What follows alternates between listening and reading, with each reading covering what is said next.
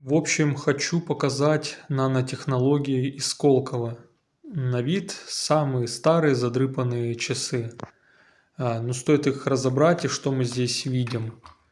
В общем, динамик, усилитель звука с тембром громкости. В общем, аккумулятор, MP3-плеер, карта памяти и сами часы. И стоит нам настроиться на нужное время,